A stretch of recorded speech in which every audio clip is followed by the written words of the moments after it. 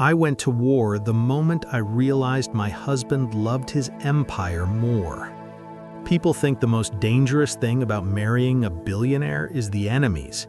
They're wrong. The most dangerous thing is realizing the man you sleep next to for 20 years has already chosen who goes down for his sins. And it isn't him. It's the one person I love most. People think they understand power because they've seen it on television. They think it's loud, arrogant, cruel. My husband's power was quiet. It lived in tailored suits, private elevators, and the way rooms rearranged themselves when he entered. It lived in phone calls that stopped conversations mid-sentence, doors that opened without knocking. And I loved him. I didn't marry him for the money. I married him because he saw me, because he didn't flinch when I challenged him, because when we fought, it wasn't about control, it was about strategy. We were a team. Our mornings started in glass-walled penthouses and ended in cities that blurred together: Paris, Dubai, New York. He called it business. I called it movement. I sat in meetings, I read contracts, I asked questions other wives were too polite or too scared to ask. He never shut me out. That's the part people get wrong about me. I wasn't naive. I wasn't trapped. I was trusted. And our son was the proof. 17, almost 18, brilliant in the way that scared me. The kind of boy who noticed everything, but still believed the world was fundamentally good. We raised him carefully. Private schools, tutors, security that never looked like security. He thought we were protecting him from kidnappers. We were protecting him from inheritance. He still laughed too loudly, still forgot his phone charger, still asked me questions about morality like the answers mattered. He was still a kid. That mattered to me. I knew my dad wasn't normal. Normal dads didn't have armed men pretending to read newspapers outside restaurants. Normal dads didn't end phone calls with "handle it" and then smile at dinner like nothing happened. But he was my hero. When my dad put his hand on my shoulder, I felt safe. When my mom looked at him, I knew what love was supposed to look like. If there were secrets, I assumed they were adult secrets, the kind that didn't belong to me. There were signs, of course. There are always signs. The locked room on the 3rd floor, he told me, was never to be entered. The phones that weren't connected to any network I recognized. The way his security detail doubled the week before our son's birthday. I noticed. I always noticed. But love has a way of explaining things for you. He's careful. He's important. This is the cost of the life we chose. I chose him every day. Everything I did was for my family. That's the lie people don't question when you say it confidently enough. Power doesn't come without enemies. Empires don't survive without sacrifice. I told myself that protecting my son didn't mean keeping him clean. It meant keeping him untouchable. There are laws for people like us. You just have to know where to stand. The night it started to unravel wasn't dramatic. No gunshots, no screaming, no betrayal caught in bed. Just paper. I was in his study looking for a speech draft he asked me to edit.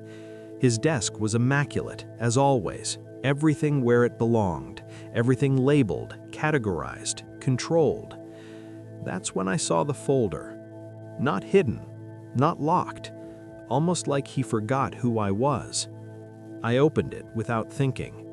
Contracts, dates, signatures, and a name that didn't belong there. My son's name doesn't belong in contracts like these. At first, I thought it was a mistake, a typo, a coincidence, another man with the same name. Then I saw the dates. Then I saw the clauses. Then I realized the ink was already dry. I remember the room going quiet, not silent, quiet, like the world had leaned in to watch my reaction. I closed the folder carefully, too carefully. Because in that moment, I wasn't a wife, I wasn't a partner. I was a mother standing at the edge of a war she hadn't known she was already in.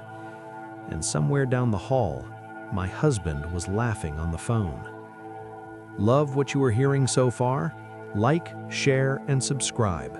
Others need to hear this too, don't you think so? I didn't confront him. Not yet. That was the first thing love taught me, to wait. I moved through the house like nothing had changed. I kissed him goodnight. I listened to his stories. I laughed at the right moments. I slept beside a man whose breathing I had memorized, wondering how long he'd been planning to bury our son under his name. The folder stayed where I found it, but I didn't. I started watching. Not him, he was too careful for that. I watched patterns, schedules, the way certain calls always happened when I wasn't supposed to be home, the way his lawyers used language that sounded clean but tasted wrong if you held it too long in your mouth. I stopped asking questions out loud. I started answering them in silence.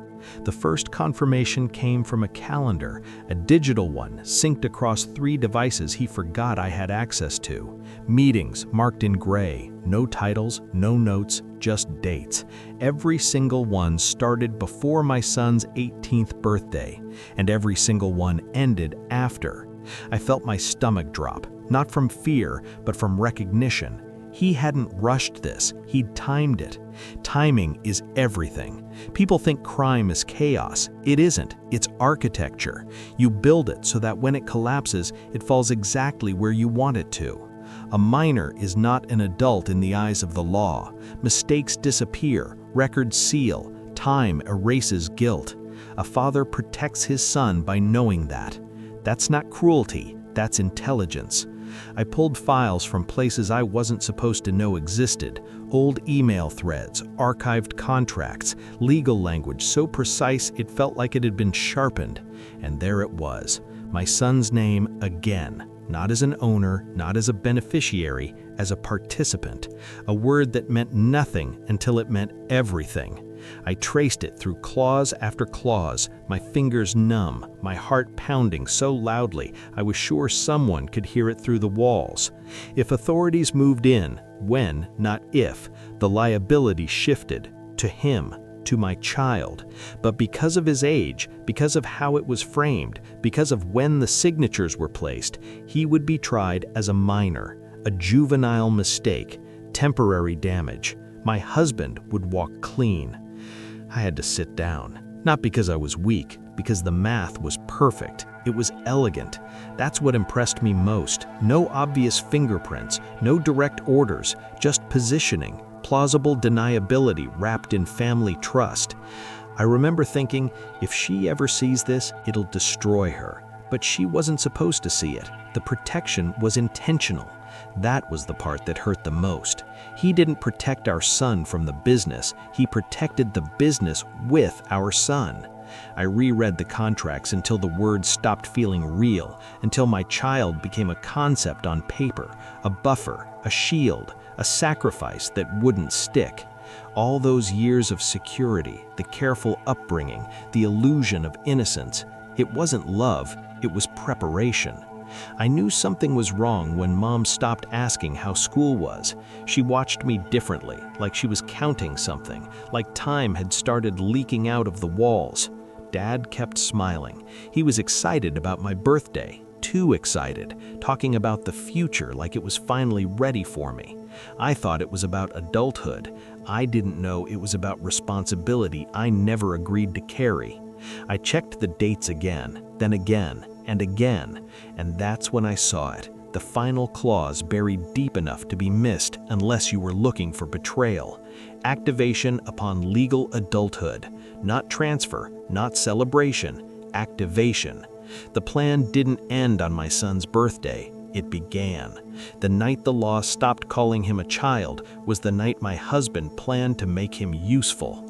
I closed my laptop and stared at the reflection of myself in the dark screen. I didn't recognize her, not because she was broken, but because she was calm, too calm. That's when I knew I wasn't going to scream, I wasn't going to cry. and I wasn't going to ask him why. I stood up and walked to the window, looking down at a city built on deals just like his. Somewhere inside this machine, my husband believed he was still the smartest man in the room. He believed love would keep me loyal. He believed motherhood would make me soft. He believed time was on his side. And as my son's 18th birthday crept closer, quiet, inevitable, ticking like a loaded clock, I realized something else. This wasn't just his plan, it was his blind spot, and I knew exactly when it would explode. I waited until the house was quiet. Not asleep, quiet. The kind of quiet that settles when guards are posted, phones are docked, and the world believes nothing dangerous is happening inside these walls. He was in the living room, jacket off, tie loosened, a glass of something expensive in his hand. Relaxed, victorious in the way men get when they think the hardest part is over. I stood across from him and felt my body betray me first. My hands shook, not violently, just enough that I noticed, just enough that I curled my fingers into my palms to stop it. I didn't raise my voice. That surprised him. "Explain it to me," I said. "Not why. Explain." He studied my face for a long moment, like he was deciding which version of the truth I could handle. Then he sighed. That was when I knew he wasn't going to lie. She already knew. I could see it in the way she stood, straight, precise, no wasted movement. That wasn't a woman fishing for answers. That was a woman confirming conclusions. There was no point pretending. I just had to make her understand. "He's safer this way," he said, finally. He said it gently, reasonably, like he was explaining an investment strategy. I waited. A juvenile record disappears, you know. By the time he's 25, this won't exist on paper. On paper. I felt something cold spread through my chest. "You used our son as a legal shield," I said. He didn't flinch. "I used the law," he corrected. "The law already exists. I didn't invent it." I took a step closer. "Did you ever plan to tell him?" That was the first pause. Not long, just long enough. When the time was right. I was in my room, headphones on, pretending not to hear voices downstairs. I heard my name. That happens a lot when your parents think you're still a kid. This time, it felt different. "You planned this before he turned 18, I said. "You signed everything early. You framed him as a minor on purpose." "Yes." Just like that. No hesitation, no apology. "He won't go to real prison," he said. "Worst case, a facility, education programs, protection. He comes out clean." "And you?" He shrugged. "I stay in position." There it was, the truth stripped of decoration. "Prison is temporary, power is not," he added. I stared at him and tried to find the man I married, the man who held my hand during labor, the man who taught our son how to swim, the man who once told me legacy meant leaving the world better than you found it.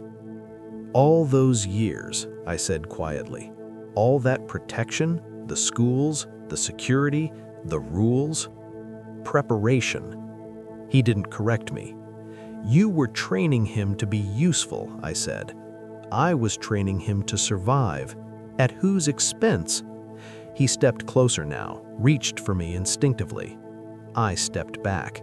That hurt him more than shouting ever could.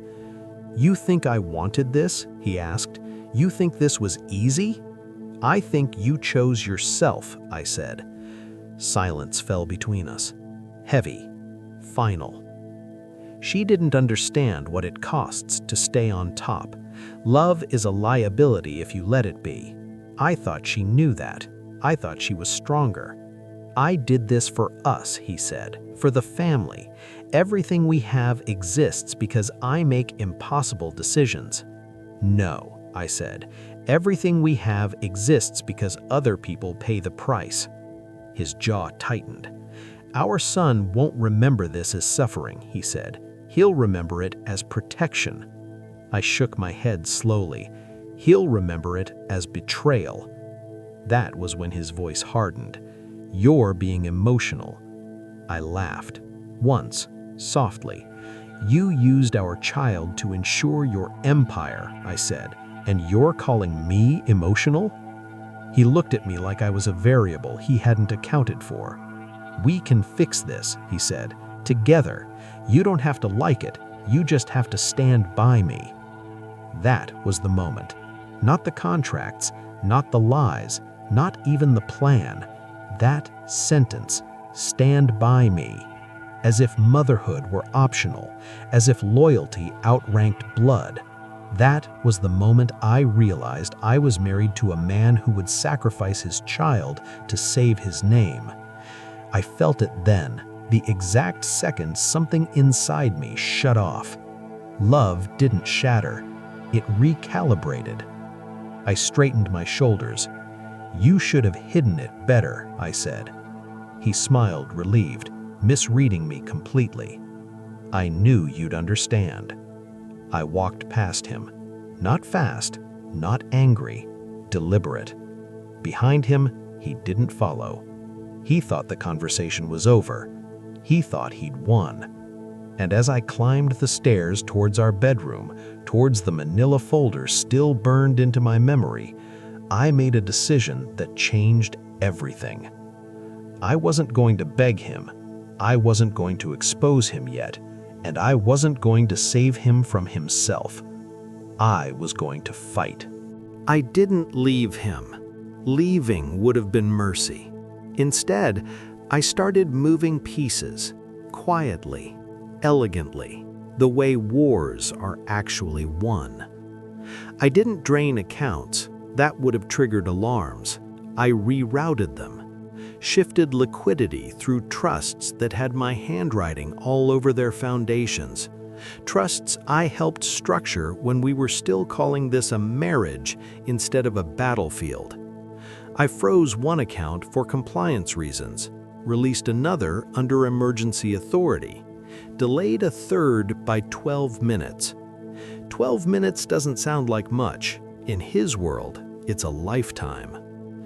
By sunrise, he knew. Numbers started behaving strangely, not wrong, just disobedient.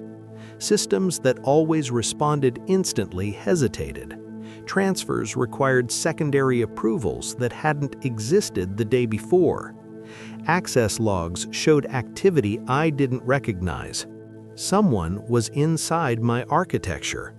Only one person knew it this well.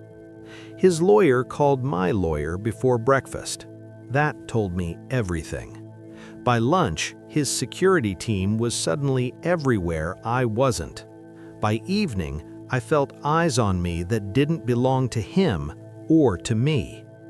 We weren't shouting, we weren't threatening, we were hunting. Airports became chessboards, penthouses turned into checkpoints. Back doors we'd once used for romance became exits. We missed each other by minutes, on purpose.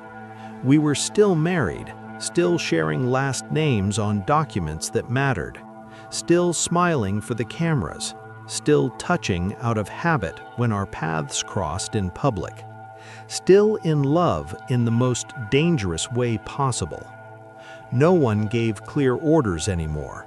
For 1 hour, we answered him, the next to her. They never contradicted each other directly, they just moved us.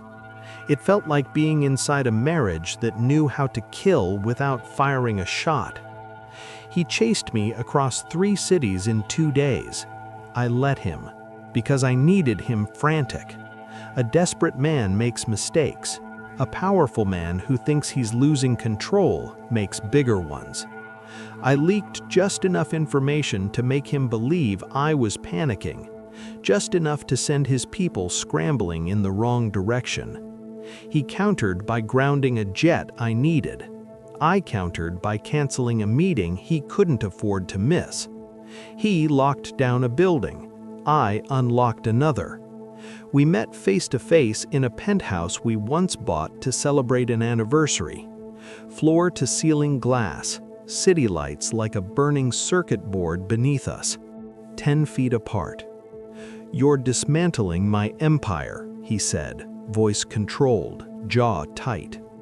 "I'm stress testing it," I replied. "You're destabilizing systems you don't understand." That's when I smiled. "I understand them better than you think." He studied my face, recalculating. "You helped build this," he said slowly. "Yes." The word landed heavily. "I did help build it. I sat in rooms where no one bothered to remember my name. I listened while men assumed I wasn't tracking the conversation.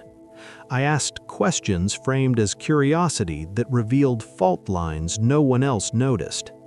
I suggested redundancies that later became dependencies. I documented contingencies everyone forgot existed.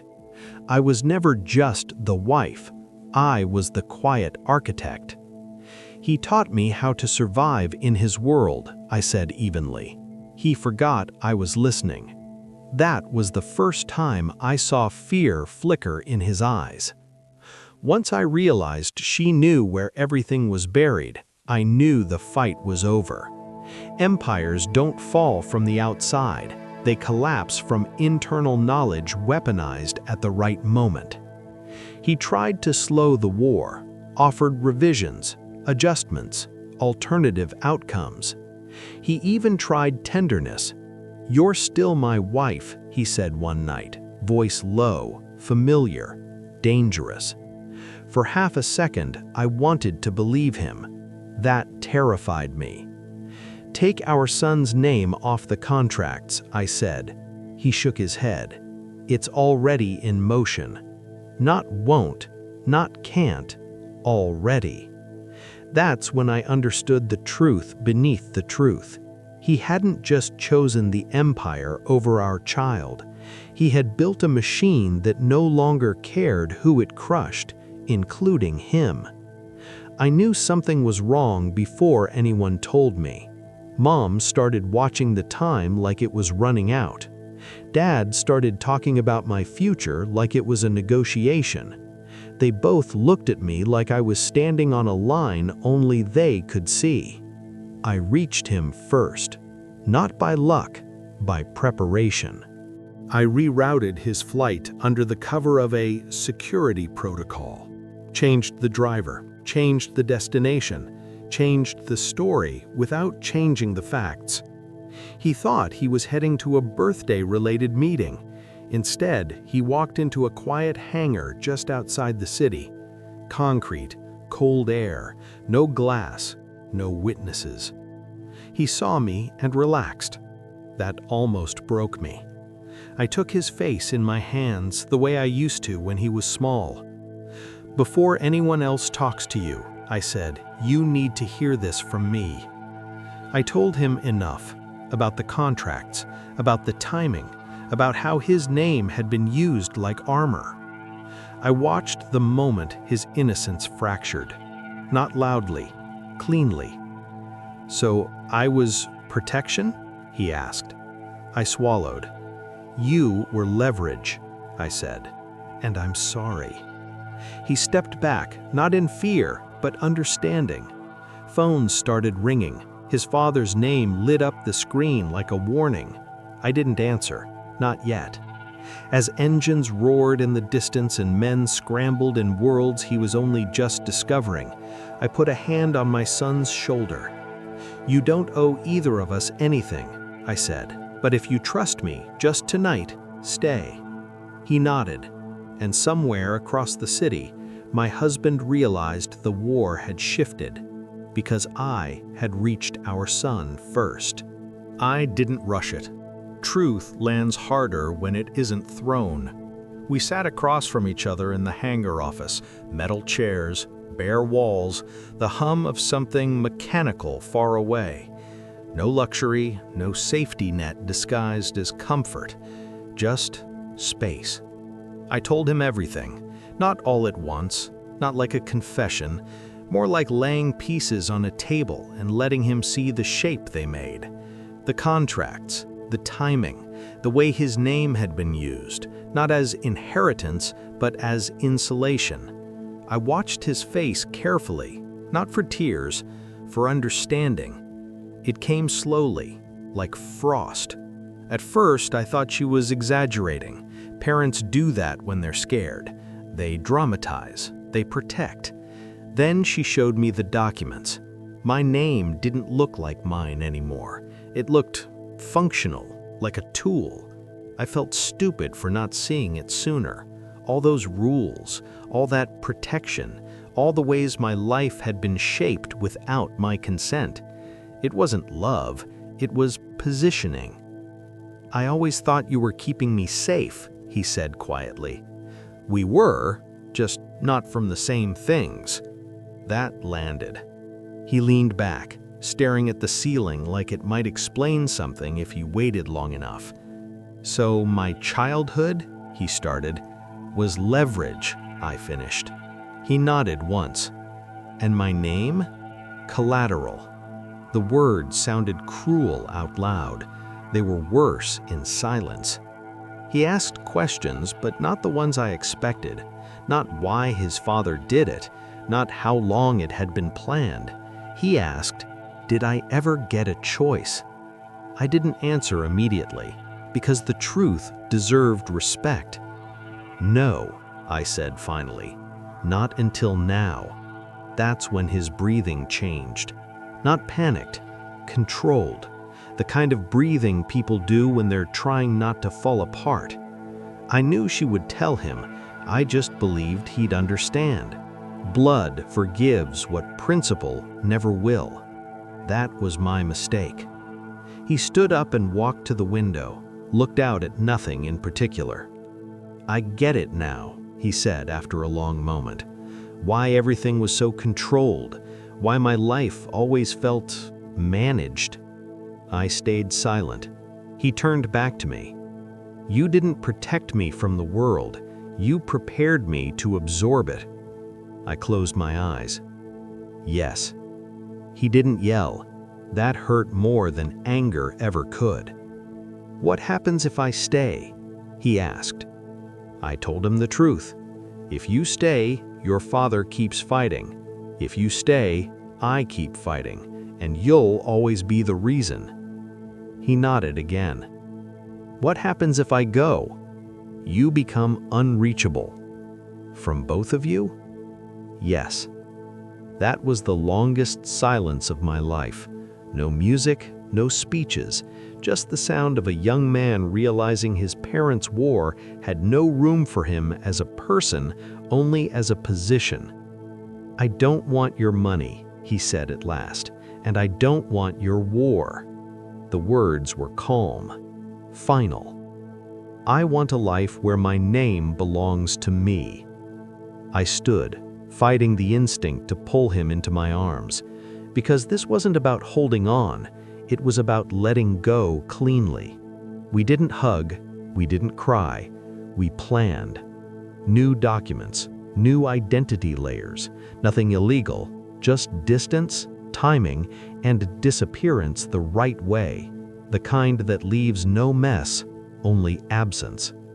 I watched him pack a single bag, not because he was leaving forever, because he didn't want to carry anything that tied him back. I didn't hate them. That surprised me. I just didn't belong to them anymore. I loved my mother. I respected my father, but I wouldn't inherit either of their worlds. When he walked away, I didn't follow. That was the hardest part. Phones started ringing again, his father's number lighting up the screen, insistent, furious, afraid. I turned the phone off. Then, I did something I hadn't done since this began. I sat down, and I breathed. Because the war was still raging, but my son was no longer standing in the middle of it. He had disappeared. not as a casualty, but as a choice. The war didn't end with a bang. It ended with paperwork. Evidence doesn't explode. It appears. One document leaked, then another, then patterns no one could ignore once they were pointed out. Anonymous tips, carefully timed disclosures, files that raised questions instead of accusations. Journalists did what journalists always do when they smell blood and credibility at the same time. They followed it. Deals stalled first. Partners asked for clarity. Boards requested temporary reviews. Banks delayed approvals that they had never delayed before. My husband called it noise. Then the noise didn't go away. They didn't arrest me. That was the insult. They just stopped calling. Invitations dried up. Meetings became emails. Emails became silence. Power doesn't disappear overnight. It erodes. His empire didn't collapse. It hollowed. The smartest people moved first. Quiet exits, early retirements, strategic distance. No one wanted to be holding his name when the questions turned sharp. The media never proved everything. They didn't have to. Suspicion does the job when proof takes too long. His reputation was cracked, not as a criminal, but as a liability. That's worse. Control slipped next. Boards restructured, voting power diluted. Temporary measures became permanent realities. Decisions he once made alone now required consensus. He hated that more than anything. Legacy was last. It always is. His name, once spoken with admiration, became careful, conditional, followed by qualifiers and lowered voices. People stopped asking what he was building. They started asking what he was hiding. He wanted to fight it publicly. That would have destroyed him faster. Silence became his only defense. And silence doesn't age well. I lost things too. The house, the routines, the illusion that safety could be bought and controlled.